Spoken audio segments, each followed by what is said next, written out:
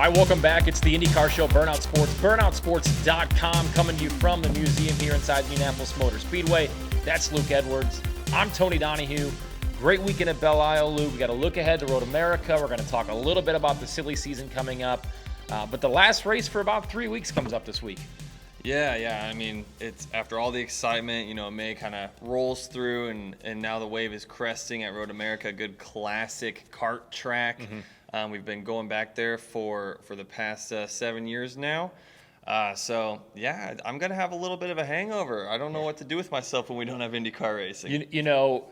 We just get so engulfed in the month of May and in being out here, and we love it. But, yeah, there still is. Like, it's still lingering, right? Yeah, we've had Detroit, and, we've got Road America coming up. But I still want to go back and relive so many of those moments from the month of May that you and I shared, or just the race itself. But let's look back to Belle Isle last weekend, the final race on Belle Isle. I've been there. It's a fun track. I get why they're moving it downtown. Roger Penske, Chevy wanted to go back, which I totally understand.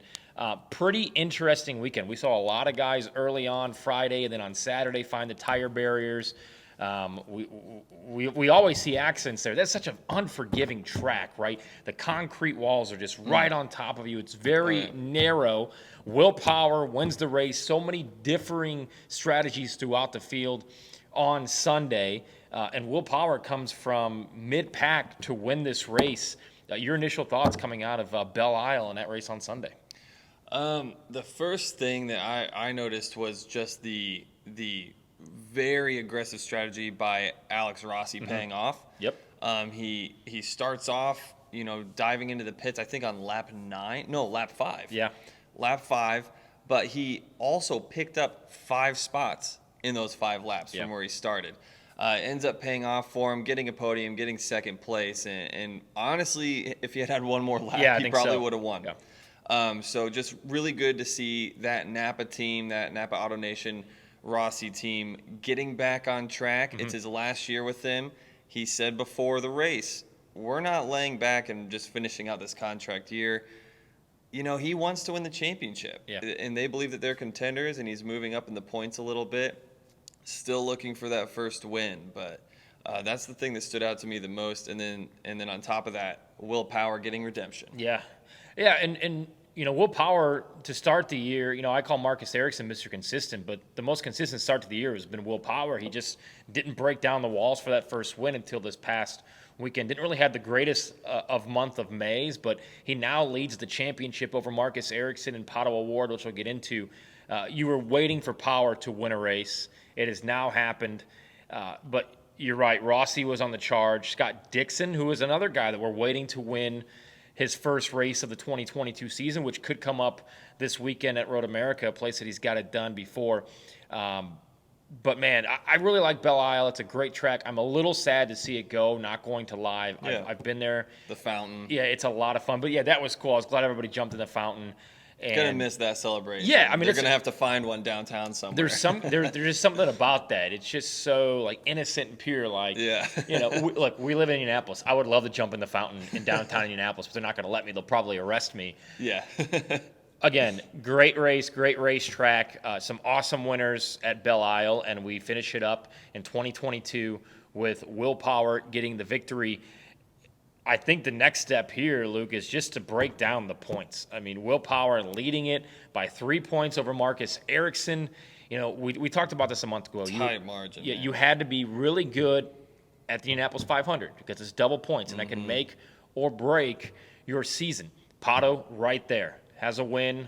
Great month of May for the most part, especially at the Indianapolis 500. Palou has a win. Newgarden has a win. Newgarden has 2 wins, and he's 5th in the points. Amazing. That just shows you. McLaughlin is 10th in the points with the win. Colton Herta is 11th in points, and he has a win. It really shows you the difficulty level that it is to win in IndyCar right now, and it is by far the best and most competitive racing on the planet. I don't care if it's 4 wheels, 2 wheels, motorcycle racing, figure 8 track, demolition derby. IndyCar is the most unpredictable championship in the world of auto racing right now, and it's almost impossible. I know we give our picks. It's almost impossible week in and week out to pick who is going to win. each race. And it just shows you, like, it is so tough to win right now. And I was thinking about this week, and I was like, man, top 12s are almost what top 10s used to be. You know, you used to track, hey, top 10, but now it is still very difficult. So tight. It's so tight. It's very difficult to crack into the top 12 right now. I mean, you've got guys like Jack Harvey, Simon Pagenaud, Elio Castro-Neves that struggled to start the season. Pagenaud's kind of finding a little bit of a rhythm, it looks like, over the last couple of weeks. The road course here at the Indianapolis Motor Speedway in the 500 probably helped that. But you have so many. Graham Rahal had terrible luck at Belle Isle again, finishes last. This is a guy that I thought going into the year with Jack Harvey coming aboard, they have a really good relationship. Some of the speed they showed last year. Yeah, he would be pounding on the door for a win. He hasn't even sniffed the podium this year. Andretti Autosport, Grosjean has had some really good runs, but he's also been very inconsistent. So bottom line, probably sounds like I'm rambling. It's so difficult right now. I mean, you're going to go to Road America where since going back in 2016, I don't think IndyCar has seen a multiple winner, if I'm correct on that. You know, we've seen guys come through the field. It doesn't matter where you start. It was proven in not only the road course race here a few weeks ago, but it was proven again at Belle Isle. So let's go to Road America, Elkhart Lake, Wisconsin, one of the best tracks in the country for IndyCar racing. And man, you look at that top 10 in points, I think there could be a huge shakeup this weekend because you have to start up front. Newgarden dominated last year, has the mechanical gremlin on that last restart, falls all the way back to 21st. You know, if there's one other race besides the 500 that I say can make or break the championship, it's this weekend at Road America. Yeah, and you've got some people that are up in that top 10 of the championship, and you know, like you said, not only with the race, but in the championship, the top 10, top 12 it's still right there. Yeah. We're mid-season now. We're past our double points race that shook everything up. I mean, you look at Dixon, what that did to his championship lead. He finished back in 21st or something at the end of that deal. Yep. All the way back to 6th in points. Will Power, Mr. Consistent, he didn't have the greatest Indy 500. Yeah. But, you know, the rest of the year was, third, fourth, third. Yeah. And then a win here, excluding, you know, the Indy 500 being the previous one. But you've got to start looking at the trend of the tracks because we're seeing guys who are honing in on different styles of tracks. You know Pato has momentum. Yep. He's going to be strong. You know Pallou's going to be strong at Road America, last year's winner. Yep. Rossi dominated in 2019, and he's got the momentum right now, just coming off a podium. Is he the hungriest driver right now, knowing that all of May, we didn't really talk about Rossi's performance. He had a great run in the 500, but we talked about, is he going to move on to McLaren? That's the big rumor. That's the big secret that is obviously now out, and we'll talk about that here after we preview Road America. But I think Rossi right now is the hungriest driver, and if he's going to pounce and win a race, if I looked at the rest of the schedule and you said, what race will Rossi win, I would put my money on him winning this weekend at Road America. Yeah, I mean, I'm right there with you. I know normally we choose two different people. Yeah. But Rossi is just he put together a great Indy 500. He got 5th place and was honestly charging at the end there in a race that was very hard to pass at. Like we talked about at Detroit, you know, that's elbows out. That's a really rough track. Yep. Beats these drivers up. You know, I'm sure they're relieved that they didn't have to one do of the a roughest doubleheader. on the entire schedule, because if you think about street courses, sorry to interrupt, St. Pete and Long Beach have good winters. Detroit has crap weather winters where snowplows run over that. So we know about that. Yeah, exactly. So it'd be like running a street course in downtown Indy, which we know how bad the potholes are here. So, but we saw what it did to Graham too. So you know, he commanded himself well, and honestly was charging at the end, and the strategy almost paid off for him. And Road America is just one of these flat-out tracks where his smooth style of driving, where he's just on edge all the time, but he's got those quick hands and the smooth movements, I think is going to suit him. I would definitely put him at number 1 for my pick to win. Yep. Palou has got to be in my top 3 of guys to win. And who else has a lot of momentum right now? Mr. Consistent, the Angry Bird Will Power. Yeah. I think he would be my 3rd pick if I was betting on somebody for Road America this weekend. And he's got a win there, as we know. And will that trend continue of new winners since going back to Road America in 2016 is yet to be seen. There are a lot of drivers that, we know Will Power is going to be there this weekend. He's got an average start of 3rd at Road America, an average finish of 6th, 4 podiums. He's been on the podium 3 of the last 4 races. So if Will Power is Will Power, even if he doesn't win the race, he will be there, and he's going to continue to probably put a little bit more distance over Marcus Ericsson, Pato O'Ward, those guys into points. Let me ask you this about Marcus Ericsson. He's very consistent.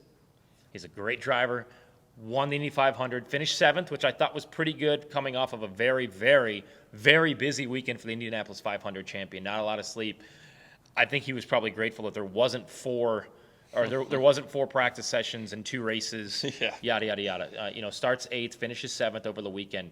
Is Marcus Ericsson a serious contender to win this championship?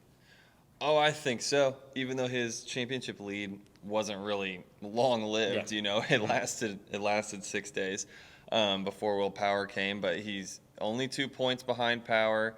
Like you said, he got a solid top 10 on a rough track. Yep. But let's continue to just treat him like a dark horse because you know what? He'll just keep winning. Yeah. That's what he does. He's always right there. He's quiet. Nobody talks about him. He wins the Indy 500. Yeah. And we're still kind of questioning, is he serious about this? Well, and technically, if you think about it, now that he's won the 500, this will change. But going into this year, we knew Marcus Ericsson had learned how to win a race at Nashville. He won at Detroit. Yes, last year it was, there's a lot of luck involved in this, and you got to have. Sometimes they fall into your lap, and that's exactly what happened to Ericsson in his first one last year. But he goes to Nashville. But he was 2nd, so he was there. Yeah, it was a good run. Goes to Nashville, and all the chaos ensues in the first 10 laps. But to my point, going into this year, you're like, oh, well, Marcus Ericsson, he might win a race or 2, but you're going to go Dixon and Palou. So when I talk about the competition level in IndyCar, the Indianapolis 500 winner is considered the 3rd quote-unquote driver by a lot of people out there on his own team. Back to Road America, I will say this. I talked about this at the Indianapolis 500. Somebody's day will be ruined in the pits.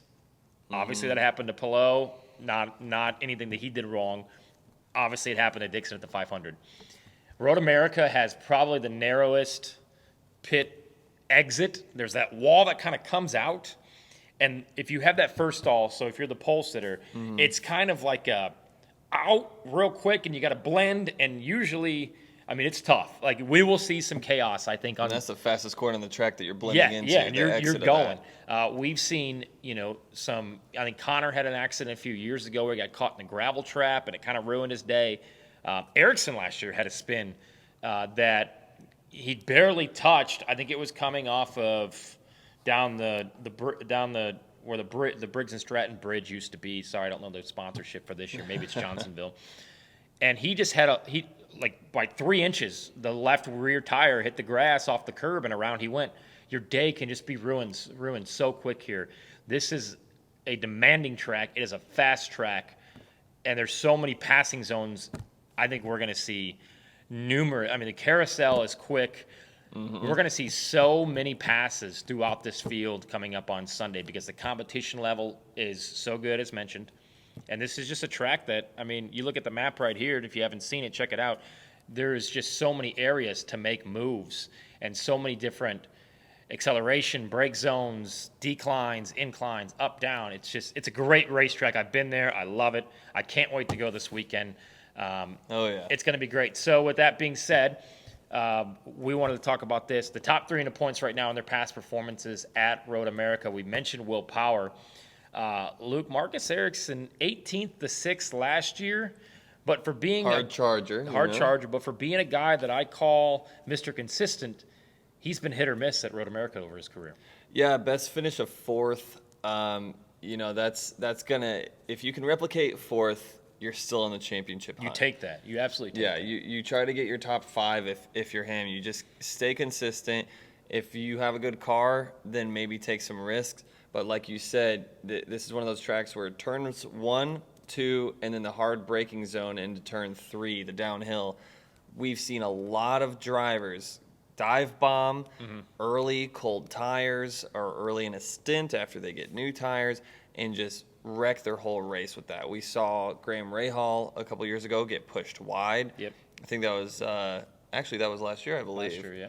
And, by no fault of his own, just beside somebody. So if you're in this championship hunt, you just can't afford to have a mistake that takes you out of a race.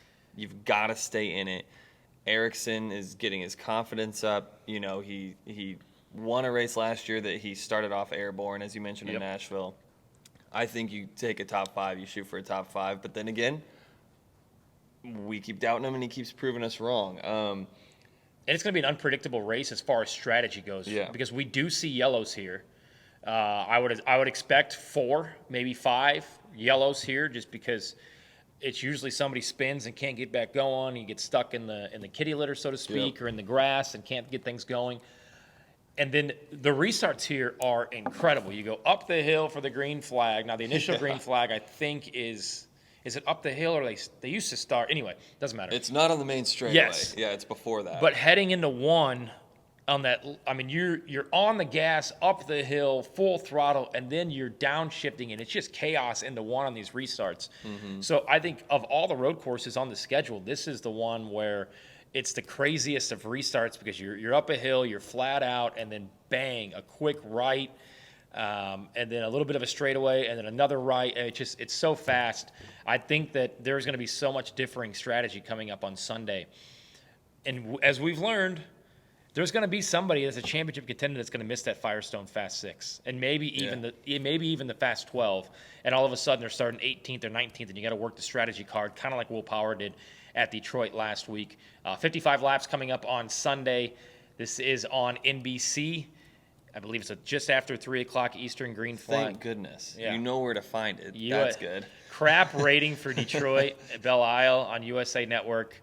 If that was the trade-off to get however many more races on NBC, I totally understand. I think there's 2 on USA and 1. I think Toronto's on USA as well. So, or was that on Peacock? Peacock, yeah. Peacock, yeah. Toronto's on Peacock. Yep, and then there's 1 other on USA Network, if not mistaken. But you had an interesting stat about you mentioned the numbers, the ratings for Detroit. 375,000 people tuned in comparison to their follower count on something. It was and IndyCar's Twitter has like 450,000, 425,000 followers. Yeah.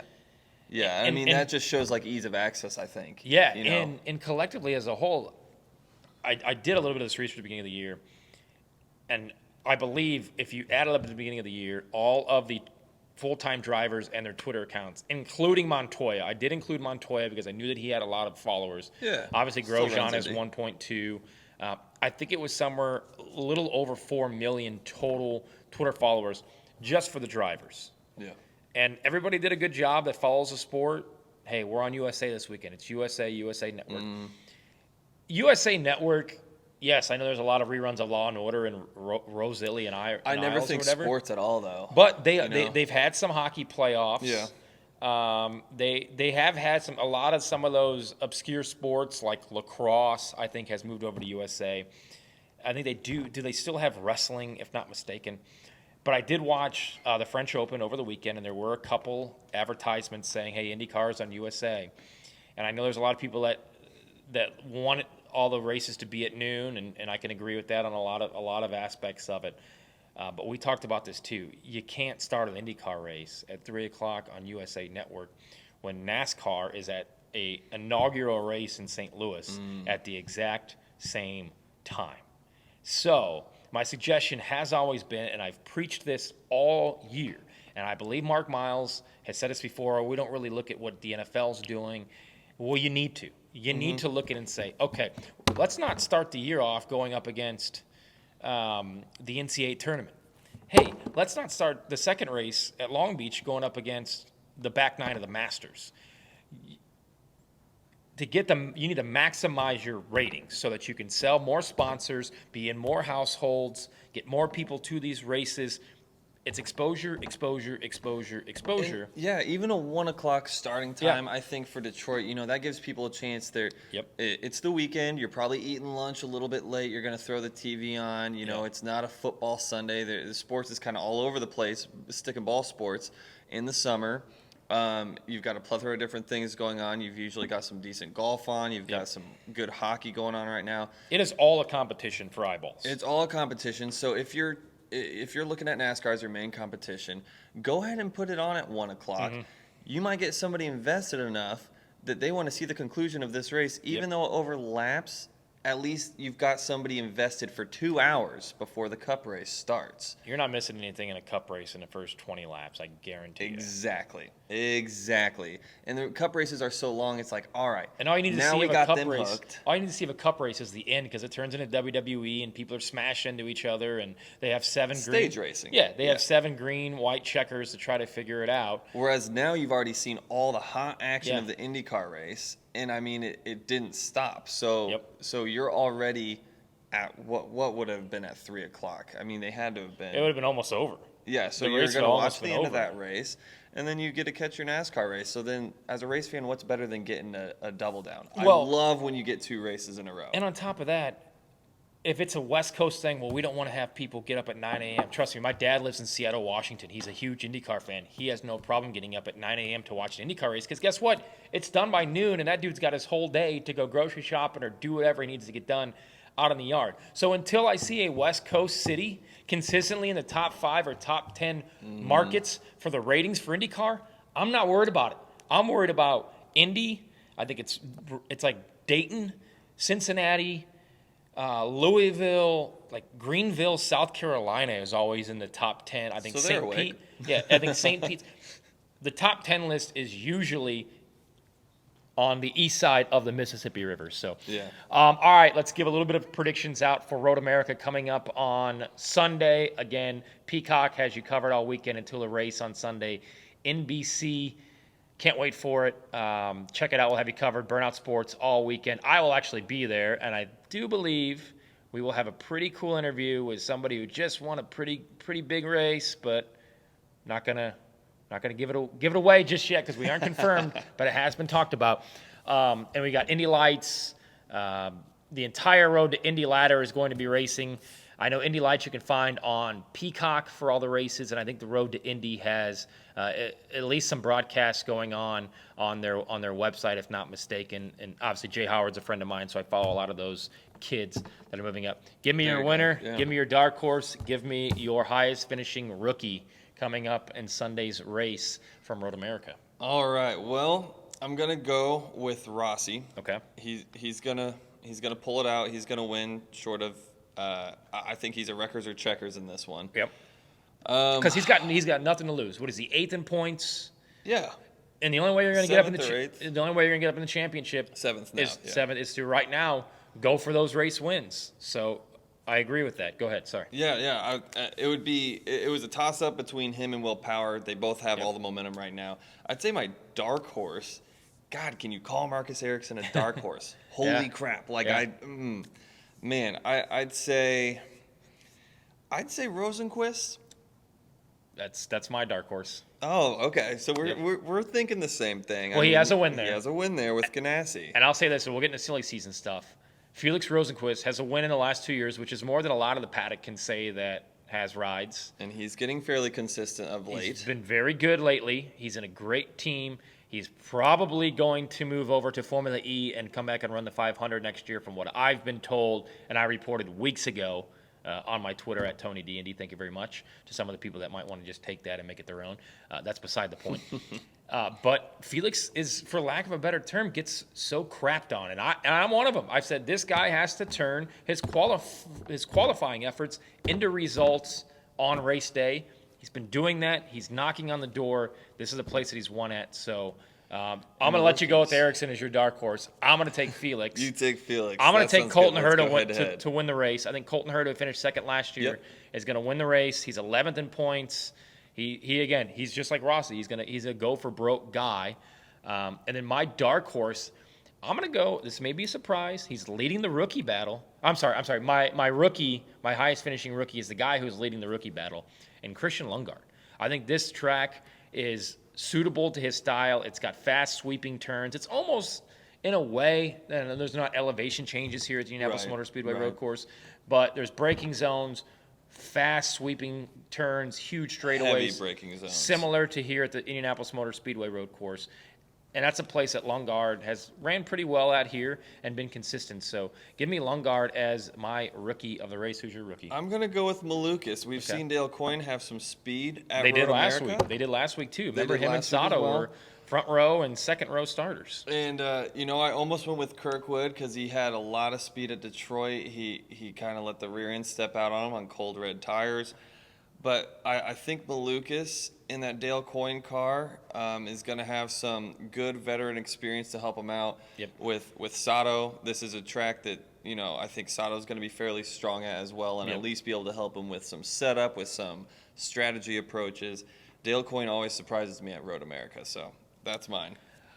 I'm going to put you on a spot here, and I'll give you my guy. When you look at, like, the standings and the crap, like that crap area of guys that are desperate for results. You've got VK 13th in points, Grosjean, Ray Hall, Elio, Lundgaard, Sato, Connor Daly you can throw in that mix, Jack Harvey you can throw in that mix of guys that just absolutely really need a result. Who is a guy that's maybe on the outside of the top 12 in points looking in that you can see having a great top 5 run coming up on Sunday? Man, Grosjean was really quick there last year. Grosjean was quick there last year. I think there's going to be a lot of danger Yep. coming out of here. I mean, even if you go all the way up to like 10th with Scott McLaughlin, Yeah. that's a man who started off leading the championship and has a win. He's 10th. Great month for Connor Daly, who is now 12th in points ahead of his teammate Renus VK. So shout out to Connor for that. But if we're talking outside the top 12, Yeah. man, I wish I could say Meyer Shank had speed last week. I'd Yep, love to yep. say Elio Castroneves can surprise us with the top 5. Yep. I don't know if they can put a solid race together. We saw them put a solid 500 together and get Yeah. 2 top 10s. But, Elio had terrible luck last week. Yep. Is the fire lit under him? I think he could do it. Graham Rahal said he's at the lowest point of his career. Yeah. He's got to do something to turn around, and he's 15th in points. Yep. I think one of those two could eke a top 5 out of this weekend. Yeah, I'm going to go with Connor. I'm going to go with Sato. I think, like you said, Sato's going to be fast here. He's got a lot of experience at Road America. He was fast last week, probably And left he's way back in 18th. 18th in points. I mean, Kirkwood, Harvey, Malukas, keep scrolling down, 21st in points. You've got And like you said, Sato is up front, it seems like, at almost every race. he's consistent, but it never just- gets put together. and I don't know if it's the Dale Coyne side of things. I don't think it's Sato's driving. I think, he's going to be aggressive. We know that. We know how Sato races. But he hasn't really made mistakes. hasn't made- He had that come together with Pagano Yep. in Long Beach, but that Yep. was about it. That's all I can remember. Put him in the flowers there. Before we wrap up, Road America, the 1995 winner at Road America. Jacques Villeneuve in the sister car to the oval car, the Indy 500 winner that's sitting right behind us, that Beautiful almost piece of sold at machinery. auction earlier at Mecum a Okay. couple weeks ago in Indy. Oh, I did see that. Yeah, Yes, yeah. yes. So it's safe to assume, I think, that was his Road America road course winner. Yep. But yeah, went on to win Road America in 1995. So we thought it'd be appropriate to chill that out with going. Jacques here. One of my favorite cars in the museum. Don't forget to check out the museum. Open 363 days a year. Cars and Coffee comes up on Saturday morning. Yeah, Cars and Coffee is kind of a bring your ride. If you want to show your car off, whether it's a supercar or you got a modified, a JDM car or a lifted truck, whatever you like, a motorcycle, bring them down 8 to 11 a.m. in spaces limited. But we're going to be hanging out in the museum parking lot. We're going to have a plethora of cars. If you get here early enough, you get some free coffee, some free donuts. Who provides the coffee and donuts? Founders Grounds provides the coffee for us, and Jack's Shout out to Donuts, Jeff. Shout out to Jeff at Founders Coffee Grounds. who was awesome all month of May, just Yes. having that shop Killing it. right there. That Yep. was so nice. I miss those paninis every day. But they'll be out here with the free coffee. Awesome support from them, and then Jack's Donuts supplies all the donuts. Shout out to Lee at Jack's Donuts. They can sponsor us if they like. We like donuts. I like Oh, donuts. I You love work out a donuts. lot. I just play basketball. I need my blood Hey. sugar raised every now and then, but yeah, thanks to them for helping us out with second Saturday of every month. So they'll continue throughout October this Yep. year.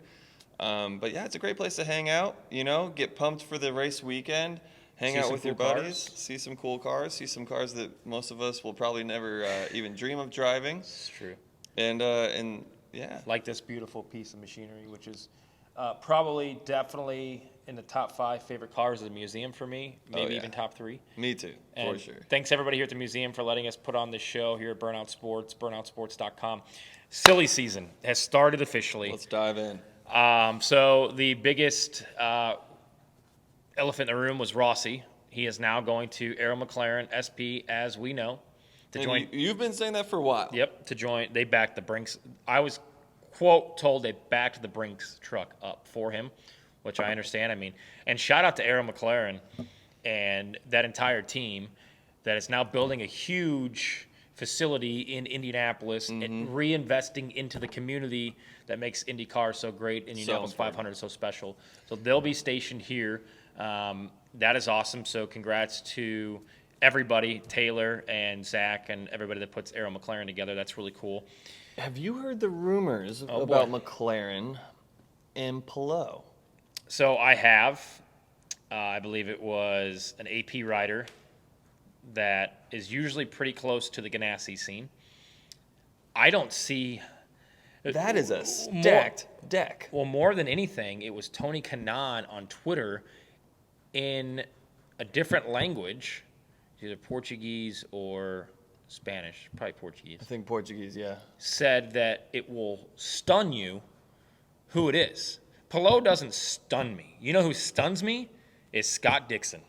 Oh, no. Oh, I have heard a rumor, just a rumor, man, that Zach Brown has gone to Scott Dixon and said, hey, we know that you love the history of McLaren and the respect you have for Bruce McLaren.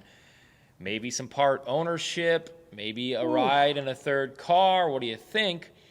I saw Dixon in the elevator here week of the 500, and he simply told me, I'm not going anywhere. So does that mean I'm not going anywhere, like I'm not leaving Ganassi, or I'm not going anywhere as far as my driving career?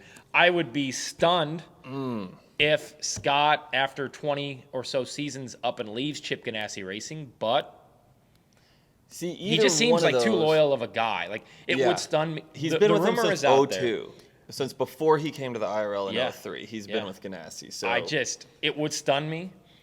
It has been talked about. I'm not reporting anything. But either way, I would still be shocked if it was Dixon. I think Dixon's too loyal, too honest of a guy. It's not like he is struggling. I mean, has he had a great year? No. But guess what? The dude's still 6th in points. But how would you, I mean... That would be tough. We're talking, McLaren they definitely seem to favor Pato. Yep. But still, Rosenquist has been there. He probably should have won or been on a double podium, in the GP here. He was right there at the end of the 500. Now you're going from kind of a 1 and 2 driver to Rossi, who is obviously going to be expecting to win races and win a championship. That's why he's leaving Andretti, going to McLaren. Yep. You talk about Palou. He's the defending series champion. Yep. Defending runner-up at the Indianapolis 500.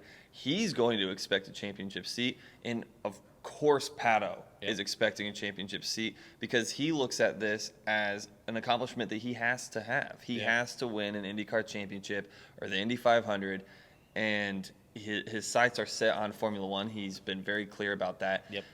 So either Palou or Dixon, either one would blow my mind. Palou would blow my mind more on the McLaren side of, like, how do you convince your other 2 drivers, Rossi and Pato, to let him come on board? Yep. Dixon would shock me more on him leaving, like you said. And if you're Alex Palou, you're the future of Chip Ganassi Racing, and you have a championship-level car. You have an Indy 500 winning car.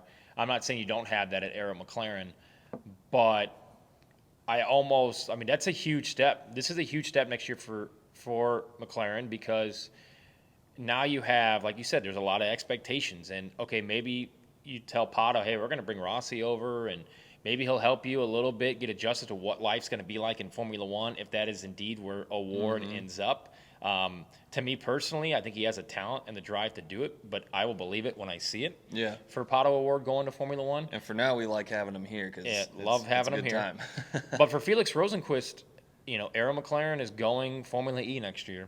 So then do you have a fourth car at the 500 for Felix Rosenqvist to run, or maybe it's the entire month of May because they did that with Montoya the last 2 years. Yeah. But Felix is a guy that is going to get the short end of the stick, it looks like, whether that's, he can go and he can be competitive and win races and make a lot of money in Formula E and then come over and run the Indianapolis 500 and come over and run the Grand Prix or be, whatever they want, a test driver or, the backup driver. And all the McLaren cars, even we've seen JPM get an 11th and then a top 10 last year. Yeah. So whatever McLaren car. He was in the top 5 at the road course before he spun. Oh, yeah, that's rain. right. So, so you're going to be in a competitive car here. Yep. McLaren puts you in a competitive car. They remind me of kind of Ganassi even this year and then just in years past. Ganassi had a short spell where they weren't. But one of the teams that's kind of surprising me right now is what's going to happen over at Team Penske. Are they keeping the exact same lineup? It kind of looks like it. I haven't heard a whole lot of rumor mill about McLaughlin or Power going anywhere. Well, Power has a contract through the end of next year. McLaughlin, now that he's won a race, isn't going anywhere. Joseph, you don't leave Team Penske for Aero, so that's not going to happen. Especially after 2 championships. The only way that Newgarden is here's what I say. The only way Newgarden's never not in that 2 car is if some kind of money came up and he went and ran the Cup Series, but I still don't see that. No. But so the next maybe domino is Rinus VeeKay. So Ed Carpenter Racing still has an option on VeeKay for the 2023 season. Chip Ganassi, which I reported, again, a long time ago, way before anybody else did, has plenty of interest in Rinus VeeKay. Penske had a lot of interest going into the month of May last year. I think the injury and going down to 3 cars, maybe he thought, well, I can go get him after 2023, and I can go down to 3 cars until then. But Chip Ganassi has a lot of interest in Rinus VeeKay. He is I wouldn't say up-and-coming talent. He is a talent. He's won a race. He's been on the pole. He started front row at the Indianapolis 500. He's led laps in the biggest race of the year. VeeKay would be, even if Palou stays, what would you think about your lineup being Ericsson, Dixon, Palou in numerical order, VeeKay in a 4th full-time car, and then a 5th car on the ovals for Jimmy Johnson only, or do you think it's too soon to say Jimmy Johnson's going to go with the road and street courses? I think it's too soon with Jimmy. I think he's going to look at the end of this season.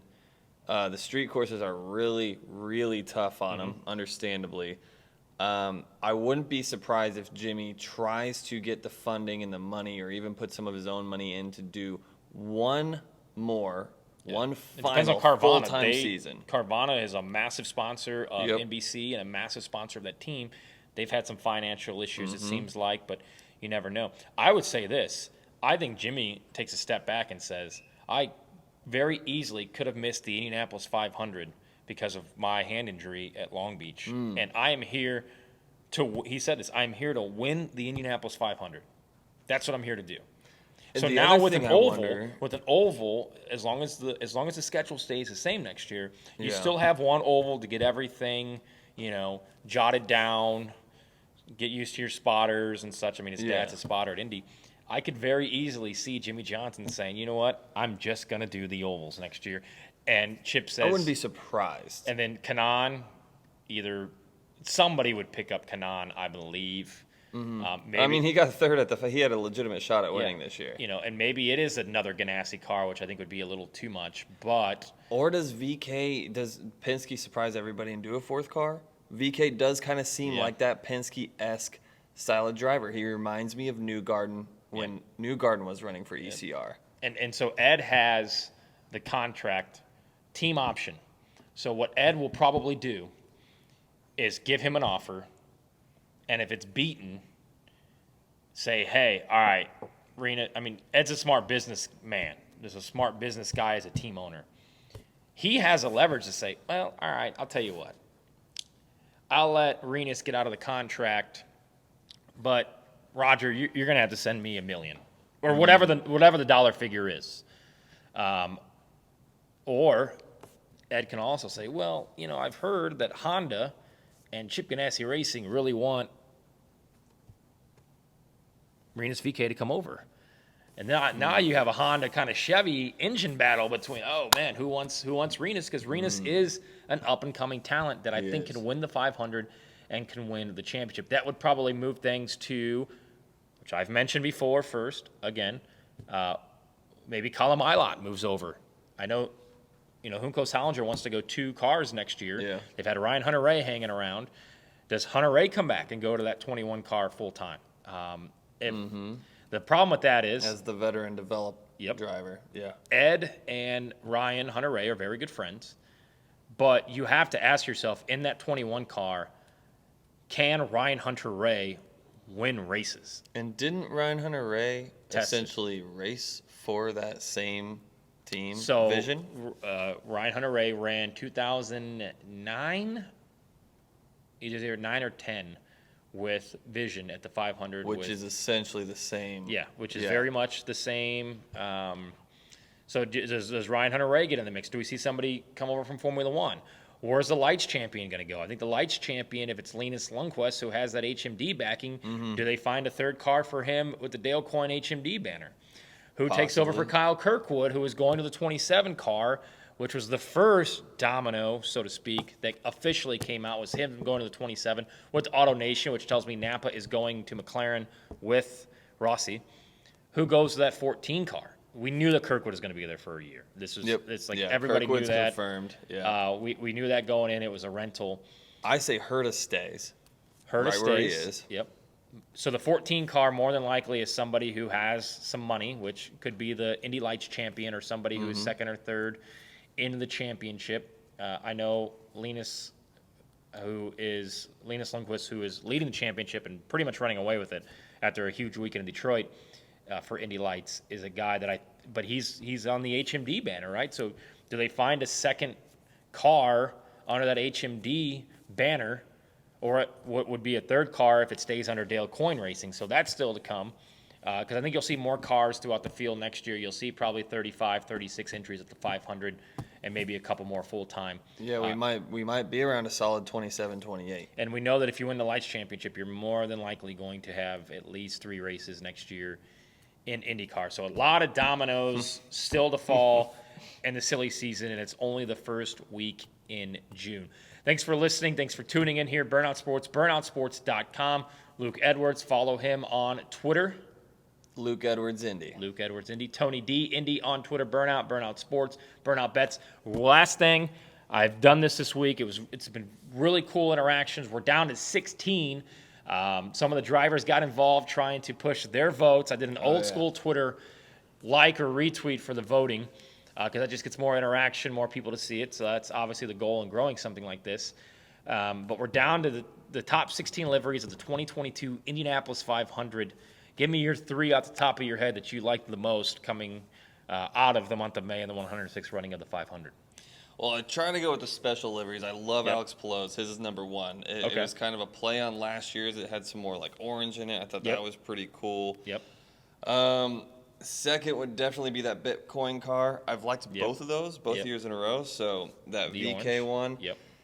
And I gotta go with the Pennzoil Scott McLaughlin. That thing, the yellow submarine, always looks good. That I almost get when we did this the start of this, I was like, that car is going to make it to the end, because there's a nostalgic piece to it. It's a great looking car. It did make it to the round of 16. So check out Burnout Sports on Twitter for the results. Don't forget to vote. We appreciate the interaction. I'm going to go with something about that matte black Jack Harvey car that I absolutely loved with the red. I'm not even a big fan of the color red, but I thought that looked really good. The Mountain Dew looks pretty sick on there. Awesome. I just bring back the Mountain Dew splashes. Oh man, bring that back. That was sick. Another one that I like the Pelot. If you say Will Power. No, I don't. I think he barely beat Sage Karam in round 1 though, in his popsicle car. I would say Ferrucci with the black screen, but again, so that car didn't advance because the Bitnile Connor Daly, number 20 at Carpenter Racing car, advanced. Renus is up there for me as well. Really loved that car, the way it popped. There's something that I really liked about Sato's purple. Yeah, it looks good on track, I thought especially it looked, with the new black sealer. Yep, I thought it looked really good. So a lot of great looking. And honestly, too, Joseph Newgarden's gold that reminded me of the Miller High Life, Danny Sullivan of the 80s. So that we were all hoping would actually come back. Yes. So we will see. Nobody mentioned the McLaren cars. I was just going to say the McLaren cars. I could do without the green, but I loved Patos from one side with the black, orange, and baby blue. I thought Montoya's, which was white, mostly white, was really good. I think only one of those cars advanced. So what I did is I set it by starting position. So Dixon went up against the 33rd and 32nd cars, which was Steph Wilson and Jack Harvey, because you had one odd number, and then it was the second place starter, which was Pillow, and the 31st starter, which was Lundgaard. I'm sorry. Yeah, which was Christian Lundgaard. And then we just kind of went from there. So that's how we did it. So now what we'll do is for the second round, the Sweet 16, so to speak, it'll be the highest remaining qualifier, which I don't think Scott Dixon advanced. I think Jack Harvey advanced. I think the highest remaining qualifier is Pillow, and then it'll go to the lowest remaining qualifier, who I think is Elio at 27th. But it was cool. There was a battle between Devlin and Grosjean going back and forth on Twitter, and Grosjean retweeted it, and I think Devlin won, actually. Devlin's car was a good-looking one, and so was the DHL one. So that one was a really tough first-round matchup. So be sure to check that out. Again, 3 o'clock coming up on Sunday from Road America. IndyCar continues on, the last race before a little bit of a hiatus before the 4th of July. We'll be back here next week on the IndyCar show on Burnout Sports. BurnoutSports.com. Don't forget to like and subscribe to all of our social media channels. For Luke and everybody at Burnout, thank you so much to the museum for having us. Let's enjoy the race this weekend.